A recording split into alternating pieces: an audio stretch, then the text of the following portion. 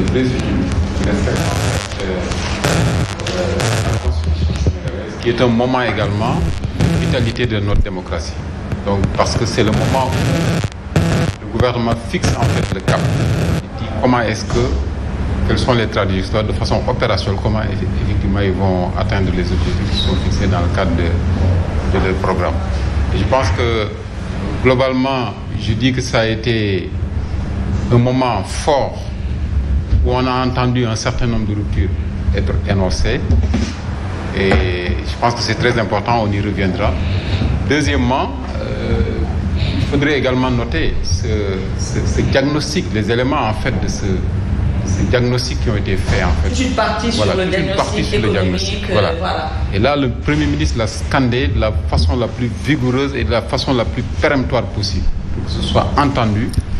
et que effectivement que tout ce qui se passe va reposer en fait sur les ressorts en fait de ces diagnostics. Un troisième élément, c'est que sur certaines parties du discours, on a senti en fait quelqu'un qui maîtrisait son sujet. Par exemple, quand on prend la fiscalité, quand on prend les questions de financement du programme. Je pense que ça a été des parties très techniques. Quand j'ai entendu, en tant que spécialiste de la finance islamique, quand j'ai entendu le Premier ministre parler de financement alternatif, de soukouk, etc. Donc ça a été très technique. Et quatrième élément, je pense que ça a été global. Parce que secteur par secteur, bon, pratiquement, il est revenu en fait sur l'essentiel de ce qu'il faut faire. Et également du temps qui a été fixé pour l'horizon sur la période 2024-2029. Voilà, Bachir, on me fait signe que je dois aller sur les deux langues, en français et en wolof, sinon voilà, j'oublie. Alors, déclaration de politique générale bi ñu déglu léegi, plus de 2 heures de discours. Monsieur Ndiaye mu ngi ko doon wax sànq jël na pàcc bu rëy boo xamante ne ni da ko jagleel defaat le constat mooy ñoom li ñu fi fekk. balaa muy wax sénégalais yi ñoom fan la ñu bëgg a jëm. constat boobu li nga xam ne moom lañ fi fekk dara baaxul bu ñu dégloo ci li nga xam ni moom la premier ministre wax. waaw boo déggee lu premier ministre wax loolu ngay jàpp te effectivement ma nuyuwaat monsieur Ndiaye bu baax nga gis ni quelque part aussi du lu bees ndaxte Sénégal ñetti alternance yu mu am yëpp chaque fois que premier ministre dem après cette alternance déclaration de politique générale genre procès du régime sortant lay doon. Donc bu ngeen fàttali ko Moustapha Niasse dafa ñëw jàkkaarloog député socialiste yi à la limite s'il ne leur a pas dit ay sàcc ngeen. Donc bu ngeen fàttali ko Abdoul Mbaye ba mu ñëwee jàkkaarloog député waa PDS. Idrissa Seck aussi. Non Idrissa Seck sax moom sa déclaration de politique générale c'est en cours. Mais ñi déclaration de politique générale. bu ñu def après alternance muy Moustapha Niasse. muy Abdoul Mbaye muy tey Ousmane Sonko da ngay gis ni effectivement c'est un procès en règle du régime sortant ngay gis. Maintenant loolu bu loolu jàllee monsieur Ndiaye am na lu mu wax parce que déclaration de politique générale benn day tax nit ñi xam fan ngeen bëgg a jëm parce que joxe nañ ay échéances yu bëri accès à l'énergie par exemple joxe nañ ci échéance. La résorption des abris provisoires joxe nañ ci échéance. Nu mu tuddati le taux d'irrigation joxe nañ ci échéance. Agriculture bi et cetera loolu yëpp day tax nga nit ki xam fan nga bëgg a jëm loolu mooy benn bi. beneen bi c'est un moment de communication entre le gouvernement et le peuple sénégalais via ses représentants parce que députés yi ñoo ñu fi toogal ñun. Qu'il soit 165 bokk Pastef bokk feneen ak feneen ce sont nos députés donc yow tey jii premier ministre day wax ak sénégalais yi ne leen fii laa fekk réew mi fii laa ko bëgg a jëmee loolu mooy nekk beneen bi aussi c'est constitution moo ko digle et beneen bi aussi c'est une exigence de transparence parce que tey jii nii dans les normes de transparence dafa bokk ni kilifa yi di wax askan wi lan la ñu bëgg lan la ñu namm fan la ñu bëgg a jëm donc boo boolee yooyu yëpp da ngay gis ni effectivement am na mais le diagnostic a été plus long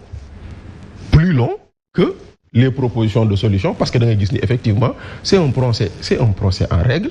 de tout ce qui a été fait am na yu bëri yoo xam ne nañ ci ñëwaat dans le discours mais da ngay gis ni bon voilà quoi c'est comme si dara baaxu fi fekk ñu fi dara lu baax te nag am na fu muy waxee naan mbir mi du neex du yomb dinañ jéem a def lu ñu war a def waaye du yomb dina métti te defe naa il l'a répété 3 fois donc c'est pour montrer que bon la tâche est ardue mu ngi wane ni tamit lu mu fi fekk tamit kii na mais man lu ma si xaw a jaaxal tuuti rek lu ñuy wax ci déficit budgétaire bi lu ñuy wax ci dette bi c'est pas encore certifié parce que Evelyne ba tey le rapport de la Cour des comptes oui. nga xam ne moom moo war a wax ndax lu ñuy wax am naam amul ak yooyu noonu gisaguñu ko parce que dañ la ne loi sur code de transparence gouvernement bu bees bu amee ci alternance le gouvernement via l'inspection générale des finances produit un rapport sur les finances publiques yónnee ko Cour des comptes la Cour des comptes a 3 mois pour les certifier donc fu mu toll nii moom mu ngi continuer di naan le déficit budgétaire est à 10% mu ngi continuer di naan ci discours am la dette publique est à 85% du PIB alors que dafa war a nekk en deçà de 70 mais il y a aucun document qui le certifie encore. Et au moins, il reste sur le discours qu'il avait tenu quand il avait fait face aux journalistes pour peindre en noir l'économie sénégalaise et dire que les chiffres ont été falsifiés. Tey tamit dëggalaat na kàddu yooyu pour expliquer le fait que les institutions financières nous ont presque tourné le dos et que falsification yooyu moom moo ko andi et que c'est un choix du président de la République de dire la vérité aux Sénégalais que moom moo ñu andi lool mais comme tu viens de le dire loolu yëpp lu koy mën a firndeel lu koy certifier c'est la Cour des comptes te ñëwaguñu sur la Cour des comptes. Voilà par exemple aujourd'hui xam nga c'est déclaration contre déclaration ndaxte tey jii nii moom nee na les chiffres premier ministre nee na les chiffres dañ leen falsifier ñi fi jógee nee nañ ko lu nga wax amul ñoom ñaar kii des deux a raison kenn moo ko mën a àtte moo tudd Cour des comptes te Cour des comptes tant que génnewul rapport am ñu xam l'état de nos finances publiques et cetera kon ku mu neex ne lu mu wax dëgg la keneen ne lu mu wax du dëgg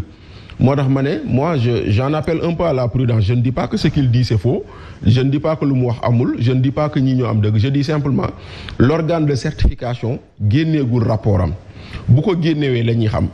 supposition pour supposition on a bâti le budget sur des prévisions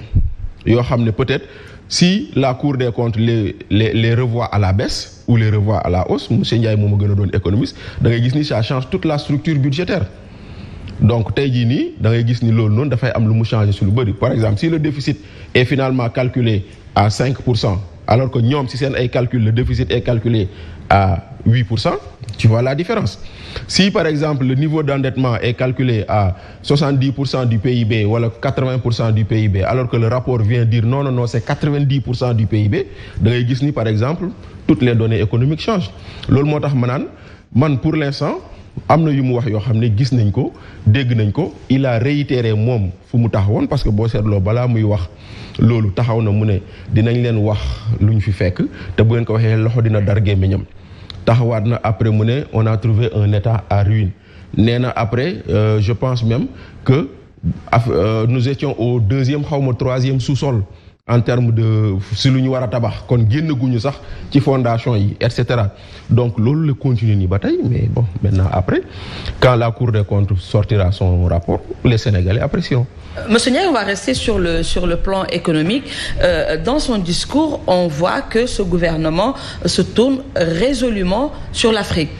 C'est pas que comme ni mu ko waxee du ñu tourner le dos aux institutions financières comme la Banque mondiale comme le Fonds monétaire international